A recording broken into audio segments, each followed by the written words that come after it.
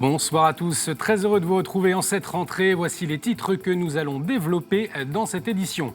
La question de l'écologie en France au cœur des débats alors que le président Emmanuel Macron a nommé aujourd'hui François de Rugy comme ministre pour remplacer Nicolas Hulot.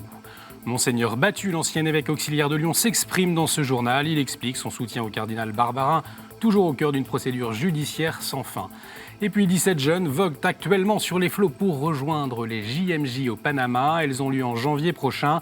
Retour en images sur le début de cette aventure nautique et spirituelle. La rentrée scolaire est marquée notamment par le retour des cours d'éducation à la vie affective et sexuelle. Alors, pour quelle classe? Qu'est-ce qu'on y apprendra? Quelle place pour les parents? Réponse avec Edith Berlizo de l'association Claire, Amour et Famille, partenaire de l'enseignement catholique. On commence ce journal en France avec la nomination ce jour de François de Rugy comme nouveau ministre de la Transition écologique et solidaire. Une nomination dans un contexte tendu pour le gouvernement. Elle fait suite à la démission de Nicolas Hulot le 28 août. Il a décidé de quitter son poste, estimant que l'environnement n'est pas suffisamment la priorité du gouvernement. Elena Lassida, chargée de mission écologie et société à la Conférence des évêques de France, nous explique pourquoi les sociétés occidentales ont du mal à faire de l'écologie une priorité politique. Le changement à faire, c'est un changement de société, même de civilisation. Et le pape François dit qu'il faut définir autrement le progrès. Ça veut dire que ce que nous visons comme qualité de vie ne doit pas se définir ou se mesurer uniquement en termes d'accès aux biens matériels.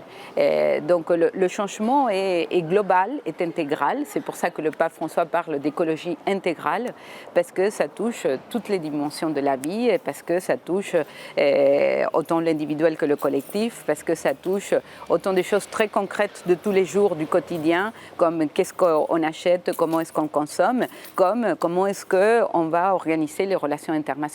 Il y a bientôt la COP 24, ça montre bien à quel point la question écologique, c'est aussi aujourd'hui une question énorme au niveau des relations internationales.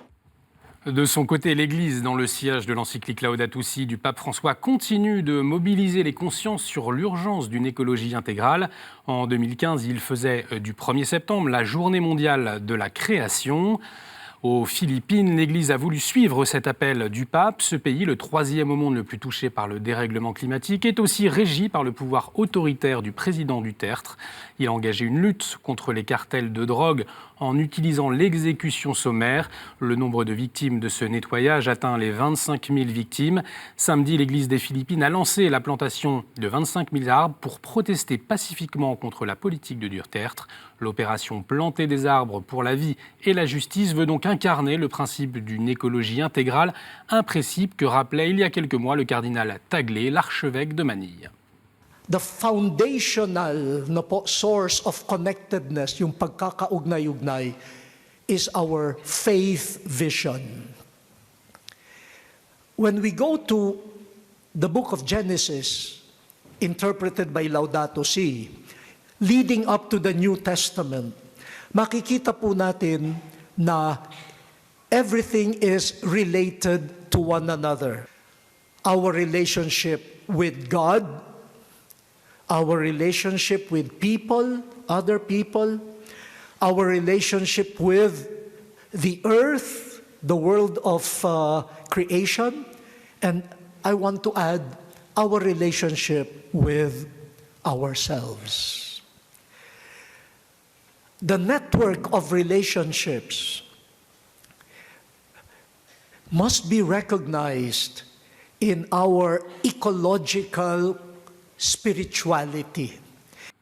En France, l'actualité, c'est aussi le procès des accusés de l'affaire Prénat à Lyon. Ce procès qui met en cause le cardinal Barbarin est maintenu au 7 janvier. C'est ce qu'a confirmé hier le tribunal correctionnel de Lyon. Avec 6 autres personnes, le cardinal Barbarin va comparaître pour non-dénonciation d'abus sexuels.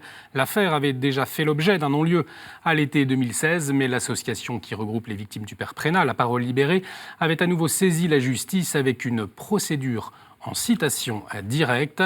Et face au nouveau remous médiatique, 3 proches du cardinal Barbarin ont choisi de s'exprimer dans une tribune publiée par La Croix il y a quelques jours. Parmi eux, Monseigneur Battu, l'évêque de Blois et l'ancien évêque auxiliaire de Lyon. On l'écoute sur sa démarche. Face à ce déferlement contre le cardinal Barbarin,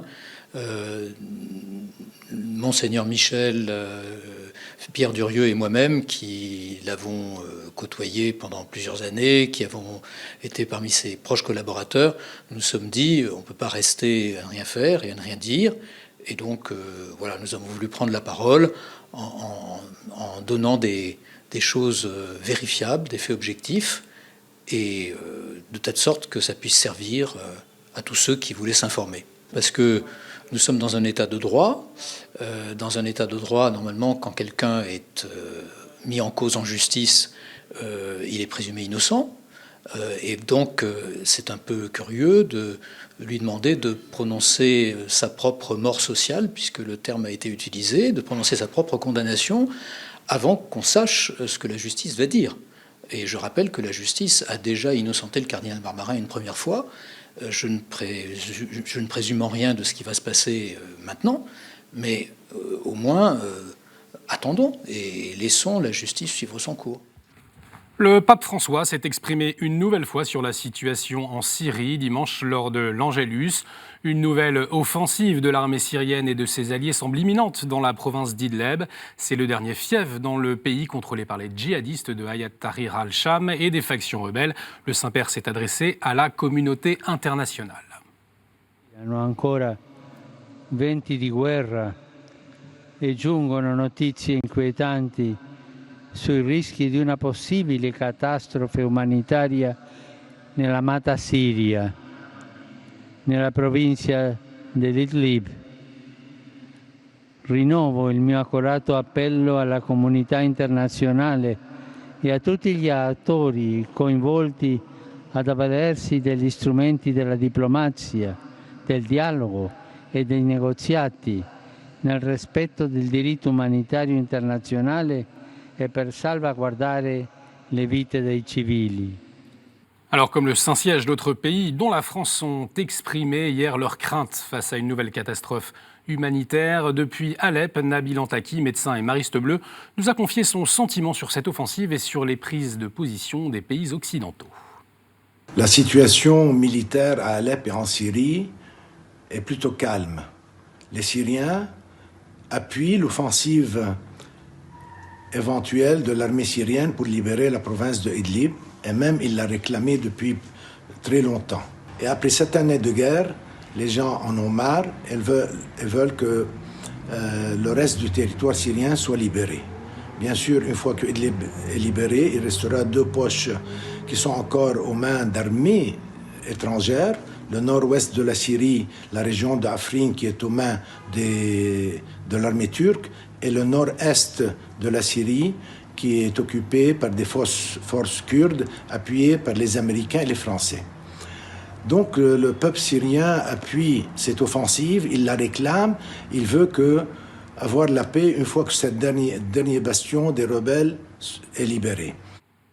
Le Secours catholique a un nouvel aumônier général, le père Hervé Perrault, jusque-là délégué épiscopal à la diaconie au diocèse de Vannes, a pris ses fonctions samedi. Il succède au père Dominique Fontaine. Le père Hervé Perrault a toujours été proche des plus fragiles, notamment à Nouméa, où il a été envoyé dans les années 2000 comme prêtre fidei donum. Alors, quelques jours avant l'annonce du plan pauvreté prévu mi-septembre, le père Perrault rappelle que les grands plans politiques ne suffisent pas pour endiguer la pauvreté. Et j'espère que ça va correspondre à la réalité du terrain. On croit beaucoup au Secours catholique, dans toutes les délégations aussi, aux petits pas. Il faut des projets, on a un parti pris d'espérance. On a notre foi, on y va et on y croit. On croit que l'homme peut toujours grandir dans l'amour des uns et des autres et dans l'amour de Dieu pour les croyants. et avec cette dimension spirituelle qui est interreligieuse d'ailleurs dans le Secours catholique, mais on croit beaucoup à tous ces petits pas. Et aujourd'hui, on met en responsabilité des personnes sorties de la rue, en précarité, et qui viennent, avec leur regard, avec leur expérience, faire bouger les frontières, voilà, et nous resituer sur de l'essentiel. Et voilà, il y a plein de choses encore à faire bouger, mais petit pas par petit pas. Autre nomination, mais dans le diocèse de Paris cette fois, Monseigneur Aupetit a nommé les pères Alexis Leproux et Philippe Marseille comme vicaires généraux. Ils ont pris leurs fonctions hier. Le père Alexis Leproux était jusqu'à présent curé de la paroisse Saint-Jean-Baptiste de La Salle. Il est maintenant chargé du vicariat du centre parisien et de la formation. Le père Philippe Marseille, quant à lui, chargé du vicariat sud-ouest. L'ancien curé de la paroisse Notre-Dame de Clignancourt reprend également le suivi des prêtres âgés. Les fidèles du diocèse de Montpellier ont remercié leur évêque auxiliaire, Monseigneur Claude Azéma, pour tout le travail qu'il a accompli. Dimanche, une messe d'action de grâce a été célébrée en la cathédrale Saint-Pierre. Monseigneur Azéma était évêque auxiliaire de Montpellier depuis mai 2003. Le 5 juillet, le pape a accepté sa démission pour raison d'âge. Monseigneur Carré, l'archevêque de Montpellier, a remercié un précieux collaborateur aux multiples connaissances. Monseigneur Azéma a lui aussi remercié son diocèse. Merci pour tant de rencontres inattendues, exceptionnelles, improbables, qui m'ont remis debout, tel médecin qui m'a redonné la vie, tel jeune qui est venu m'annoncer son entrée au grand séminaire, tel couple toujours présent à mes côtés, et tant d'autres, et vous qui êtes là ce soir. Ils ont largué les amarres, cap vers les JMJ de Panama. On voit sur ces images le grand départ du voilier Kermaï avec à son bord 9 pèlerins. Il était 19h vendredi quand ils ont pris le large à Camaret-sur-Mer. Le matin même, ils ont été bénis par Monseigneur Donien, l'évêque de Quimper et Léon, quelques heures avant 150 jours de navigation pour rejoindre le Panama. Les pèlerins de la mer se sont également vus remettre la statue de Sainte Marie la Antigua, offerte par Monseigneur Ulloa, l'archevêque de Panama. Une aventure nautique, humaine et spirituelle qui se prépare depuis des mois pour ces jeunes étudiants. On a dû mieux communiquer, on a dû apprendre à communiquer ensemble, mais c'est justement pour ça que maintenant on est beaucoup plus prêt qu'au tout début, qu'il y a 7 mois, parce qu'on a appris à travailler même à distance. Donc maintenant qu'on est en proche, ça va être du bonheur parce qu'on se connaît, on a déjà fait des entraînements ensemble, on a déjà eu des expériences ensemble d'entraînement. Donc pour moi, on est prêt et on va partir et je suis très heureux de le faire. C'est vrai que traverser la mer, c'est pas anodin, parce que la mer, je l'aurais dit d'ailleurs, c'est pas seulement un espace à traverser. Voilà. La mer, c'est vivant, et c'est immense. D'abord, ça nous remet dans l'humilité de notre vie humaine, parce que ça nous dépasse, tellement c'est grand. Et quelque part, ça peut nous ouvrir, d'abord, je trouve, à l'humilité, c'est à reconnaître aussi notre finitude, et en même temps, à reconnaître la beauté de la création. Voilà, je trouve que c'est important d'avoir cette vie de contemplation aussi. Et donc, j'espère qu'à bord, ils pourront aussi avoir des moments de tranquillité, de contemplation, à regarder la mer, pour se ressourcer aussi, et puis peut-être découvrir aussi le Seigneur au fond de leur cœur, à partir de la mer. Voilà l'intégralité de ce reportage à découvrir jeudi à 21h35. Et on poursuit avec la chronique du Monde. Cette semaine, Jasmin Lemieux-Lefebvre nous parle de la rentrée pastorale un peu partout au Canada.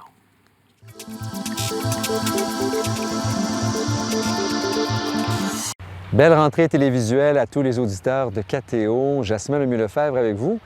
Je pense que c'est la première fois que je porte un T-shirt pour l'une de ces capsules vous provenant de Québec. Alors pour toutes les fois où je mets la tuque et le gros manteau, il a fait aussi très chaud au Québec et beau tout l'été. Ça faisait changement avec la grisaille qui couvrait souvent l'église. Alors je vous parle d'un sujet très positif, c'est celui de la rentrée pastorale un peu partout dans les communautés chrétiennes. Au Québec, tout se prépare bien sûr en août, en septembre, pour monter vers le dimanche 23 septembre où nous avons le dimanche de la catéchèse, qui est un dimanche organisé par l'Office de catéchèse du Québec. un organisme qui a été créé par les évêques du Québec au début des années 60. Et puis, alors, c'est le moment où il y a toutes sortes d'outils qui sont proposés aux catéchètes. Et cette année, l'Office a fait une production vidéo vraiment exceptionnelle, je vous la propose. C'est une série sur les 7 sacrements. Alors, son slogan, c'est « Si important que la culture québécoise en a fait ses jurons ». Parce que vous savez, bon, bien malheureusement, souvent les jurons québécois sont inspirés des 7 sacrements, notamment l'Eucharistie. Alors, c'est vraiment fait avec beaucoup de qualité. C'est un nouveau professeur de l'Université Laval en théologie et sciences religieuses, Sébastien Doane, qui a réalisé le tout. Entre autres, il y a la présence d'un prêtre, Alain Roy, du diocèse de Montréal, qui ajoute vraiment des explications très intéressantes. Mais c'est le témoignage pour chaque sacrement de personnes qui ont de belles histoires à nous raconter. Alors, je vous les propose parce que vous soyez laïque, prêtre, diacre, personne de vie consacrée, elles peuvent vous inspirer aussi dans votre ministère avec des exemples vous provenant du Québec. Tout est présent sur le site de l'Office de catéchèse du Québec. À très bientôt. Merci Jasmin. Tout de suite, le dossier. On parle avec notre invité de l'enseignement de la vie affective, relationnelle et sexuelle à l'école.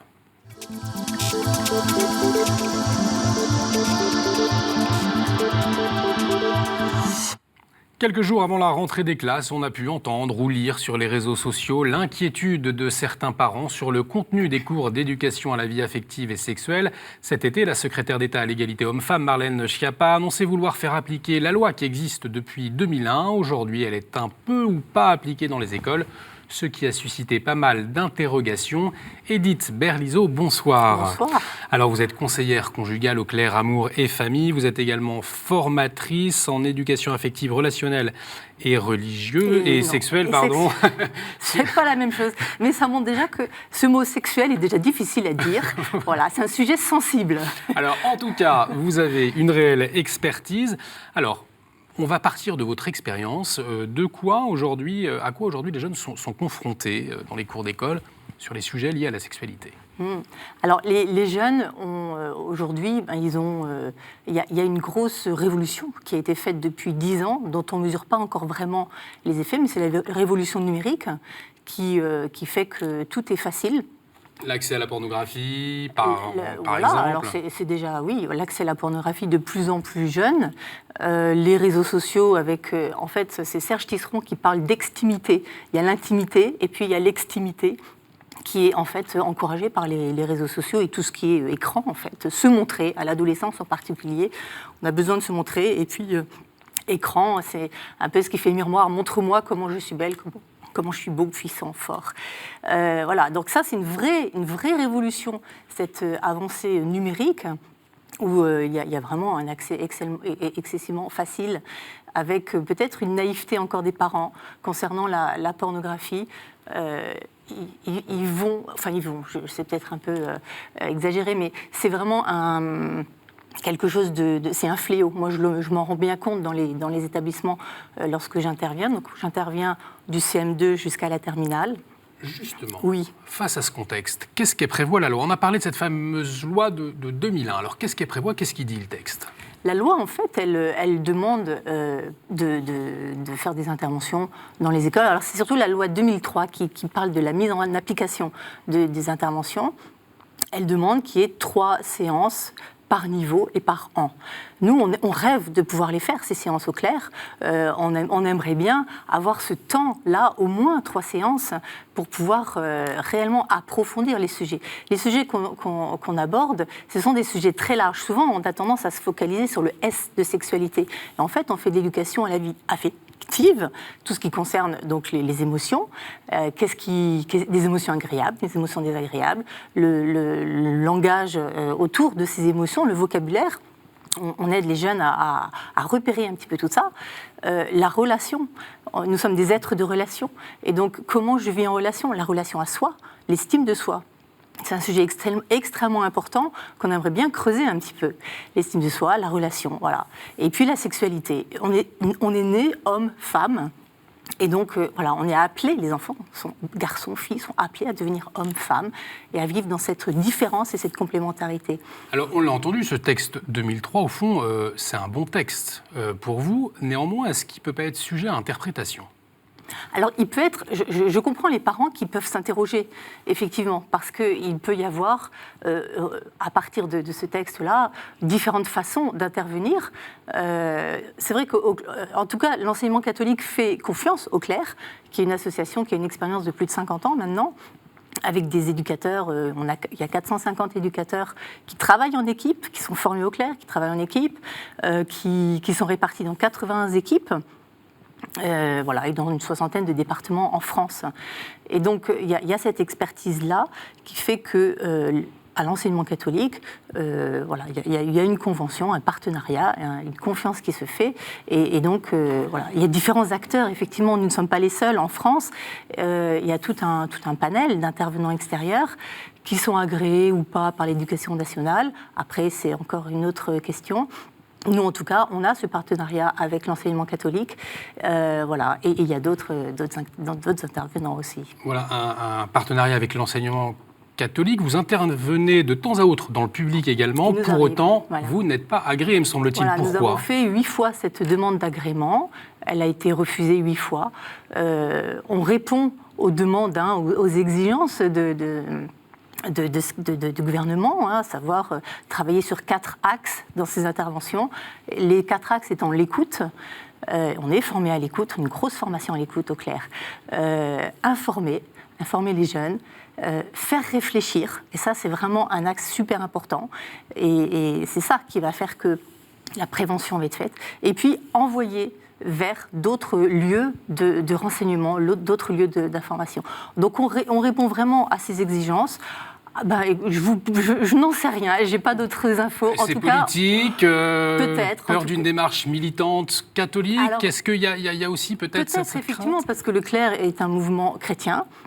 Nous sommes d'expression laïque. Peut-être que ça, c'est pas assez entendu. Pour parler d'amour, il n'y a pas besoin de parler de Dieu, de Jésus, de religion. Maintenant, oui, des élèves peuvent aborder ce sujet, mais que ce soit dans le public ou dans le privé.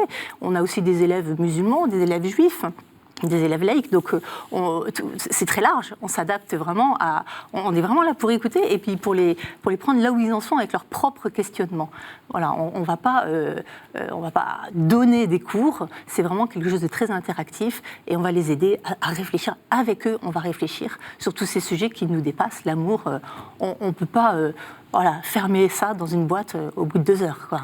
Il y a aussi la question de la place des parents dans cet enseignement, parce que ils disent, mais finalement, je suis parent et c'est à moi de faire cette éducation. Et ils ont bien raison. Et ce sont les premiers éducateurs dans ce domaine et dans les autres aussi. Ce sont les premiers éducateurs, mais ce ne sont pas les seuls. Et en particulier à l'adolescence, il y a besoin d'avoir des relais. Et des relais pour pouvoir, pour que les jeunes puissent parler en toute confiance aussi sur des sujets qui sont quand même de l'ordre de l'intime. Donc, ils ont évidemment leur place et on les aide, nous, au clerc, on anime des ateliers de parents pour pouvoir les aider à aborder le sujet de la relation, l'affectivité, la sexualité. En fait, ils le font déjà au quotidien, les parents. Ils ne s'en rendent peut-être pas compte, mais voilà, tout ce qui se vit en famille, comment la tendresse est vécue, comment le plaisir est vécu en famille, comment la frustration est vécue, le conflit, comment se gère le conflit en famille. Tout ça, c'est déjà quelque chose qu'ils vivent. Alors on leur dit, on les encourage. Ouais, vous êtes vraiment acteurs, là, déjà. Et nous, on prend le relais. Alors, on fait des réunions d'information. C'est important pour nous de pouvoir informer les parents, pour les mettre dans le coup. Aussi, l'objectif, c'est de pouvoir les rassurer. Parce que, encore une fois, c'est un sujet. Moi, je comprends tout à fait les questionnements des parents. Et souvent, c'est l'objectif à atteindre quand ils comprennent l'esprit dans lequel nous intervenons. Leurs enfants sont entre de bonnes mains. En tout cas, c'est ce qu'ils nous disent. Vous avez une liberté de parole totale dans ce que vous allez dire aux enfants, dans les réflexions que vous allez partager. Est-ce qu'il y a un cadre qui est demandé ? Comment est-ce que vous travaillez ? Alors déjà, on est formé, effectivement, et ça, c'est pas neutre. On a 160 heures de formation. Formés à l'écoute, formés à l'animation de réunion. On a des cours sur l'adolescence, donc voilà, c'est une formation assez qui n'est pas neutre. La liberté de parole, j'ai envie de dire, c'est-à-dire que c'est tellement interactif que on laisse venir ce que les jeunes disent, mais on a aussi une parole qui les élève un petit peu vers le haut, qui les tire vers le haut, avec une réflexion. Nous, on n'a pas forcément les bonnes réponses, ou on ne donne pas forcément les réponses, mais on pose les bonnes questions. Et alors, on a aussi quand même des outils qui nous aident beaucoup au clair. On est très attachés, par exemple, à l'unité de la personne. Voilà, c'est ça, les messages. Quand vous parlez de liberté de parole, ça me gêne un peu, parce qu'en fait, on n'est pas du tout militant, en fait. On n'a pas un objectif de faire passer absolument un message. Non, c'est pas ça. Nous, on a vraiment envie que devant nous, là, ces garçons et ces filles, alors souvent c'est des groupes non mixtes, hein, mais soit des femmes et des hommes debout qui puissent s'engager dans la société et avoir des relations harmonieuses avec les autres. Donc, on a des outils et c'est ça. En fait, il n'y a pas besoin, je ne réclame pas une liberté de parole. Je ne me sens pas contrainte non plus. Merci beaucoup, Édith Berlizeau, d'avoir partagé votre réflexion, votre savoir avec nous sur ce plateau. Et merci à vous de nous avoir suivis. Cette émission est à revoir sur notre site internet www.ktotv.com. Réagissez également avec le hashtag #AlaSource. On se retrouve jeudi. Excellente soirée sur KTO.